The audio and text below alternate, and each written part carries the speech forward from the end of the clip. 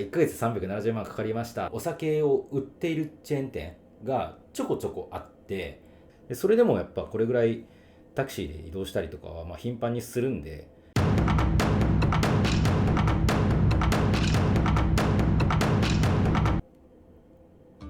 はいどうも広大です。今日はねだいたい今ドバイに移住してから、4週間違う5週6週間ぐらいか6週間ぐらい経ったところです。でちょっとせっかくなので、振り返りっていうことで、入国してから1ヶ月間丸々1ヶ月間の支出を、できる限り全部ですね洗い出してみました。で何にいくら使ったんだろうというところをちょっと内訳を紹介できればと思います。ちなみに、この撮影方法初めてです。ワイプが左下に、うまくいってればねワイプが左下に、動画に貼り付けられているということで、僕が画面を操作別のウィンドウで画面を操作しながら喋ってみるというやり方をしてます。これでね、僕の顔をいつでも見ながら、コンテンツも味わえるという一石二鳥の YouTube 動画になってますね。ちなみにもう一個言い忘れた。マイクをちょっと変えました。前回の動画かな、多分前回髪切ったっていう動画からマイクを変えました。そんなに高くないやつ、1万円弱ぐらいのマイクなんだけど、なんか前から Mac の内蔵マイクで入力すると音割れっていうか、ちょっと音が小さく入っちゃって、音を大きくすると割れたりして、なんか音質を結構指摘されてたので、安めだけどマイクを変えてみました。どうでしょう、ちょっと大きくしてもいいんじゃないでしょうか。ちょっと近寄って喋ってみるとこれぐらい ASMR です。ただここがね、実はねいつも吹き込んでる場所じゃなくて、ちょっと周りの音の入り方とか考えた結果、なんか洗濯機とかトイレとかがある小部屋で収録してるので、もしかしたら反響でやや聞き心地が悪いかもしれないですけど、そこはご了承ください。はい。で、早速本編です。はい、これ今映している表がですね、まず9月の23日から10月の23日までの支出リストです。ずらっと並んでますね。これ内容っていうところが、本当これカードの明細とかでなんかお店の名前とかが出てる、事業者の名前とかが出てたんですけど、可能な限りちょっと固有名詞を一旦ずらっと適当に書き換えてみて、その後この集約っていう方にグルーピング、したような形になります。で、ルールはね、ちょっとごめんなさい、これ表で出すけど、これね、ルールはまず、9月の23日の19時前か19時ぐらいに入国したので、こっちにドバイに着いてから、ちょうど丸1ヶ月の10月23日の19時までの1ヶ月間に決済された内容にしてます。で、クレジットカードの明細とか引っ張ってきてるんで、一部日本の最後生産が間に合わなかったというか、後から生産になった分とかも支払いはしてるんですけど、この期間にだからその辺は全部消しました。例えば日本に最後に住んでた賃貸での電気料金とか、そういう後から生産されるものとかがちょっと発生するので、そこだけは全部もう事前に省きました。で、この左側のね分類っていうのを見てもらうと分かるんだけどね、外食ってありますよね。最後にこの123456789種類で分類するんですけど、この外食のところに結構いろいろ入れました。で、外でコーヒー飲むだけとか、カフェ利用って実際ちょっと仕事だったりもする時もあるんですけど、ちょっと区別がつかなかったので、これ外食にしました。で、外でなんか買って食べるとか、スイーツ買って持って帰るとか、そういうのも一応外食に含めちゃいました。そんな高いものはないんで、誤差ですけどね。はい。この辺の基本的なルールで始めていきたいと思います。で、支出リストずらっと1ヶ月間で結構な数あります。決済された数が155行までの154件ですね。はい。で、ちょっと現金でちょっとだけ払ったものとかあるんですけど、かなり少額だったので、ちょっとここには明細がなくて出てきてないものが若干あります。でも本当多分1000円もいかないぐらいですね、ここに出てきてないのは。はい、結構決済しました。で、円換算ずらっと並んでますね。まずちょっと目立った金額のところを見ていきましょうか。これね、まず最初ホテル13万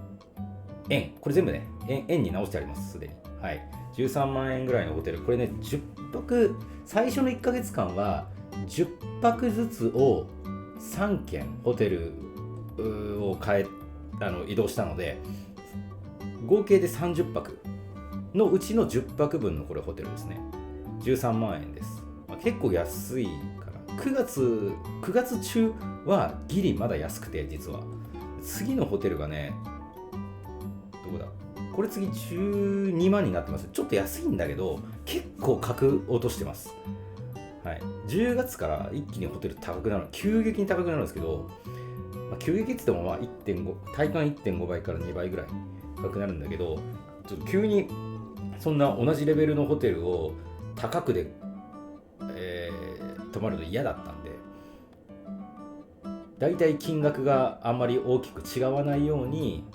立地を変えたりとか、ホテルの、ランクをちょっと下げてみたりとかで試したんですけど、割と同じぐらいの価格でもガクッと、これ質が下がるっていう感じでした。で最後に関してはもうどうしても、15万なので金額はどうしても上がっちゃったんですけど、さらにホテルの質が下がったっていう感じでした。なのでホテルの水準をこの9月23日から10月の23日までずっと維持したとしたら、多分最後の10泊は2倍ぐらいの金額になってたと思います、最初より。はい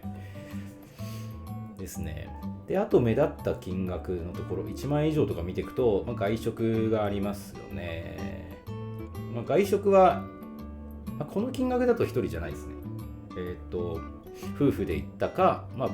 と別の知り合いも込みで行ったりとかがありますね。1万円超えっていうと、これモバイル回線がありました。モバイル回線はこれ DU っていうところ、DO っていうのかなが、おそらく一番メジャーな携帯回線で、ここで2万円ちょっとの契約をしてます。これ2万円ちょっとなんだけど、これ年間払いしてます。携帯の回線、僕は4ギガの、だいぶ控えめですけど、4ギガの、月々4ギガね、の、プランで、電話が結構こっち主流なんで、電話の時間数みたいなのもプランにこう選択肢に入ってて、僕のはもうそんなに電話しないで30分が月々込みみたいなプランにしたら、年間で2万1000円でした。めっちゃ安いっすよね。日本で契約してた時に毎月どうだろう1ギガ使うかどうかぐらいのレベルだったんで、4ギガでいいかなと思ったんですけど、案外ちょっとこの期間は外に出てることも多くて、もうカッツカツでした。はい。で、あと目立った金額のところは、あとこれ賃貸ですね。これさすがに、これ合計金額めっちゃでかいように動画のタイトルとかサムネイルにしてるはずなんですけど、ネタバレすると、だいぶ賃貸の費用に、が含まれてます。仲介手数料です。仲介手数料がこれ仲介手数料これで合ってんのかな、年間の 10%、年間の家賃の 10% が相場のはずなんですけど、これ 5% じゃないかな、多分。はい。もしかしたらエージェントによって金額違うかもしれないですね。でも一般的には 10% みたいです。はい。であとは、これも賃貸に含めちゃってる電気水道の初期費用ね。これ初期費用は本当に開通するための費用もあるんですけど、開通するためだけの費用ってそんなに高くなくて、実際にはデポジットをしろっていうのが結構割合占めてます。結構 ほとんどです、この中の割合としては。はい、これはこの後の空調も同じですね。はい、でここのエジャリっていうやつが、これは単純に手数料で、ドバイだとこのエジャリっていうのをエジャリに登録するっていうのかな、なんか公的な公共料金、公共なんかこの電気ガス水道みたいな公共物のなんていうんだろうな、ちゃんと役所に登録しないといけないみたいなのがあって、それがエジャリって呼ばれてるんですけど、これの登録料が14,000円でした。多分1年間分に対してみたいな金額のはずです。はい。で、あとはジム、妻と2人分で年間37万円でした。1人だ。これジムのことはなんかこの前別の動画でも紹介してたんで、また見てみてください。はい。で、妻のこれチェリーの、モバイル回線です。僕がちょっとギガちょっと足りないなっていう感じだったんで、やや、僕より上位プランで、契約してもらいました。はい。で、これガスもなんかデポジットがあります。で、家具の買い取り、これ小さいんですけど、なんだろうな、家具ってこの金額ではもちろん収まらないんですが、基本的にはベースとなる家具はついている物件にしていて、で前の住人が置いていった一部の家具を欲しかったら安くで引き取ってもらってもいいよみたいな条件で契約させてもらったんですね。だから、それが4万円ぐらいでした。ぶっちゃけ2倍3倍どれぐらいなのかな、全部新品で買ったら4倍ぐらいの金額かもしれないですけど、もういくらがいいって言われたからこれでっていう風に言いました。1000ディラハムかな、はい、これでって言ったらはい OK ですみたいな感じだったんで、こっちのいいねで買い取らせてもらったということです。で、あとインスタ360ですね。これはカメラ YouTube ここ何本かの動画に使っているカメラですねがインスタ360。これはちょっと金額そこそこしましたね。はい。目立った金額はそんなところで、外食だけでも1000円とか。これタクシー41円ってなんだろうね。多分差額が多分同時に乗ったタクシーでデポジットと差額プラスみたいな払い方をしてるのがこういう数十円みたいなのがありますね。そういえばタクシーは初乗りで8だから320円から480円ぐらいがその時間帯で変動します。8ディラハムから12ディラハムのはずなんですけどね、時間帯で午後の日が暮れるまでの時間ぐらいが結構なんかビジータイムみたいな感じになってるんで、その期間は、初乗りがちょっと高くなります。はい。とはいえどの時間帯に乗っても日本よりはやっぱり全然安いですね。はい。で、あとはなんだろうね、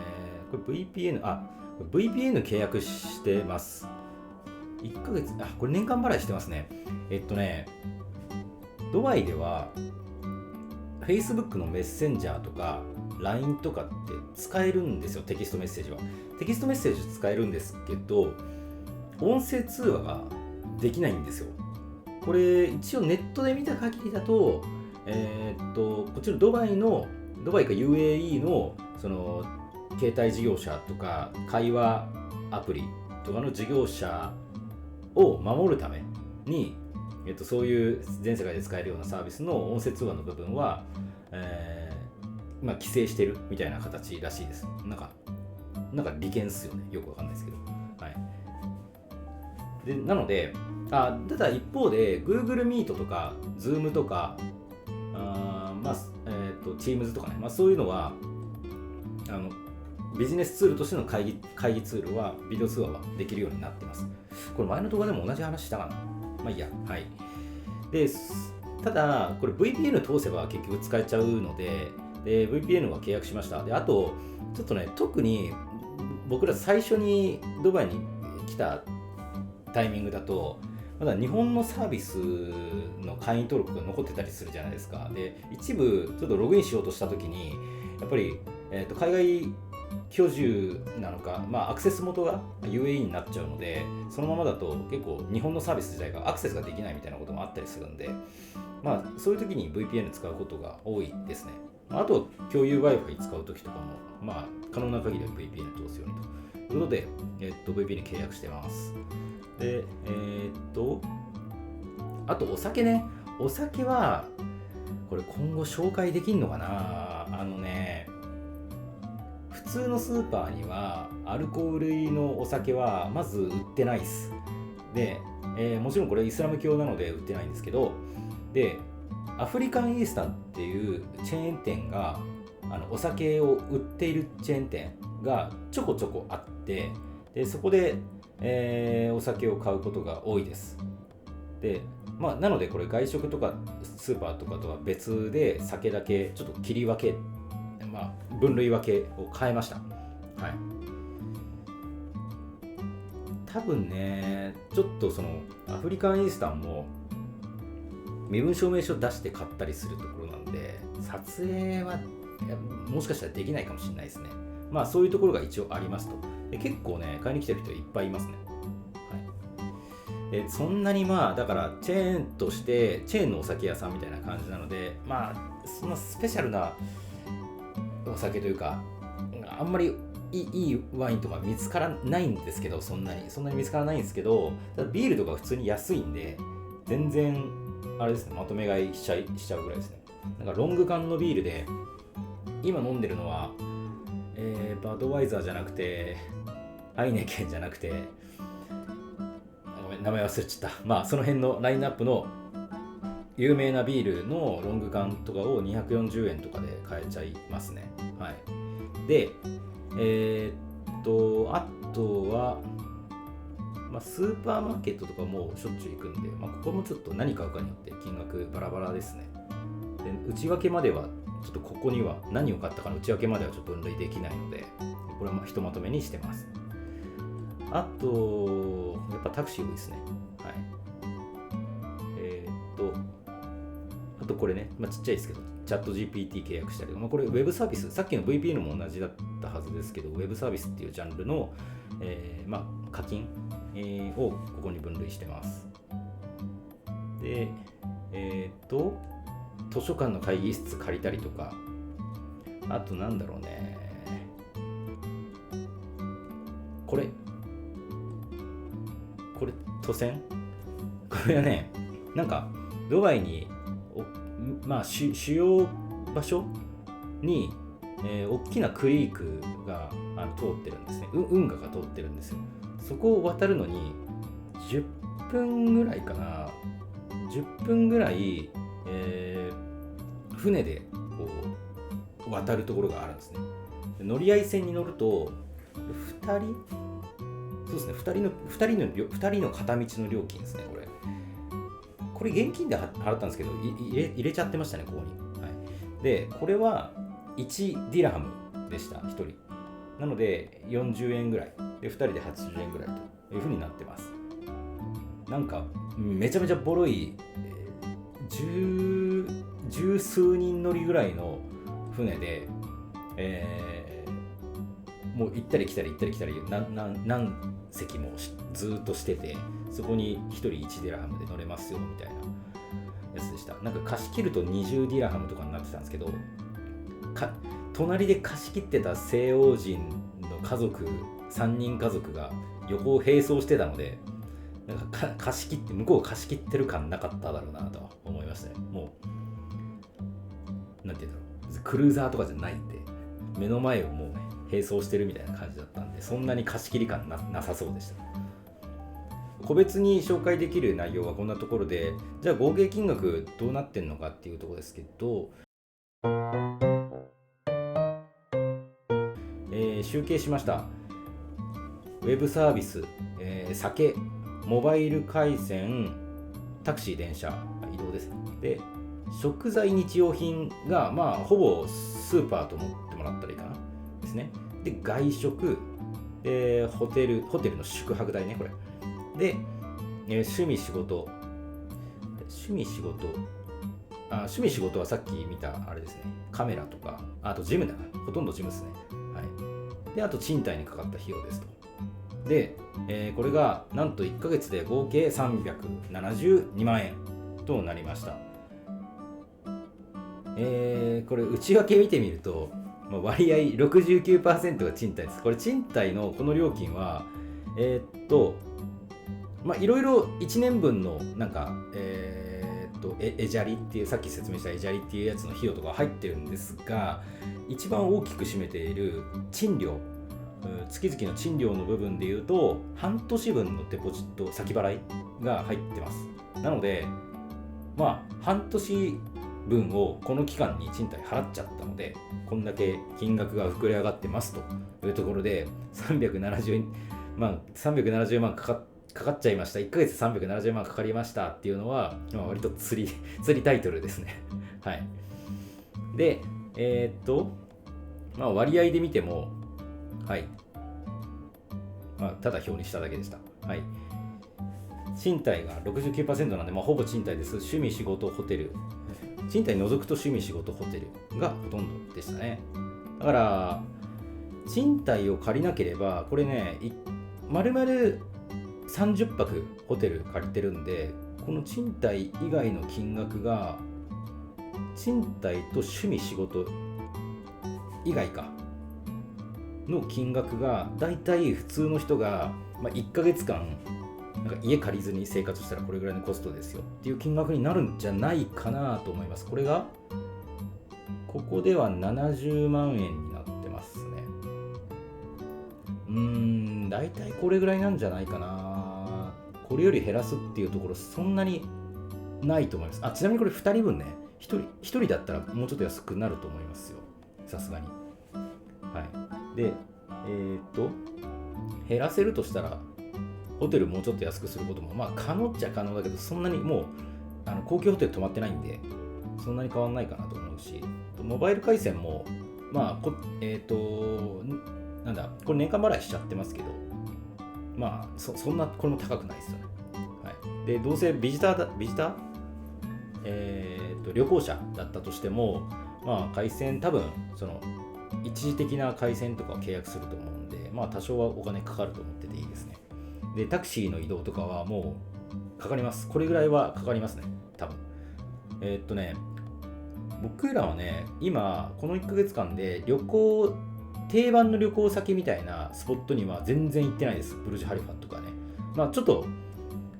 人と会うためにブルジュハリファの近くとかドバイモールとかに行ったのはありますけど、買い物とかねはありますけど、観光スポットに遊びに行くみたいなのは、一切してないです。でそれでもやっぱこれぐらいタクシーで移動したりとかは頻繁にするんで、これぐらいは見といた方がいい。1ヶ月間だと見といた方がいいのかなと思います。で、電車はほんとちょっとしか乗ってないです。電車そんなに張り巡らされてないので、駅まで歩くのももう昼間だと全然暑くて駅まで行くの大変なんで、行き先も駅から目的地までまた歩くのがそう簡単じゃないので、だからもう最初からタクシー乗っちゃうっていうことが多いかなと思ってます。で、5万円ぐらいね、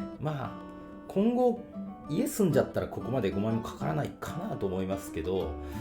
だいたい車をね1ヶ月間借りようと思うと一番安くて、5万円ぐらいから月々5万円ぐらいかららしいので、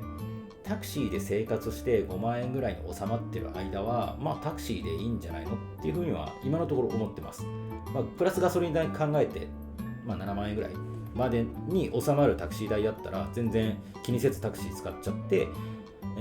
あんまそれ以上高くなるようだったらちょっと車借りたりを考えようかなみたいな考え方をしてます。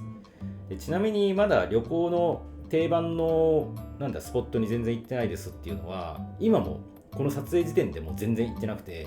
で今これはね、ブルジュハリファとかその博物館とか大きいモニュメント、大きい観覧車とかそういうところって結構世界的に有名ですけど、そういうところって1回行っちゃったらもう別に2回行かなくていいじゃないですか。なのにちょっと1回1万円とかかかるのちょっともったいないっていうか、どうせお金それなりにかかるんだったら友達とか遊びに来た時に一緒に行けばいいかなというふうに考えてます。で、友達来た時にもう行ったことあるからちょっと外で待ってるわみたいな感じにもちょっとできないんで、だからその時に行きましょうというふうに考えて、今はまだ自分たちだけでは行ってないという感じです。住めるかどうかで考える時って大体賃貸の金額で結局決めることになるのかなという風になります。で、他の金額もやっぱりテレビとかで見るギラギラした世界にずっとドバイのイメージ持ってると、そういうところって結局お金出したらあるんですよ。世界中のセレブが来る国なので、めちゃめちゃ金額出せばめちゃめちゃいい遊びができると思うんですけど、僕らみたいに平凡な生活をしている間は、これぐらいの金額ですよ。多分上見たら別にもう桁をいくつ増やしてでも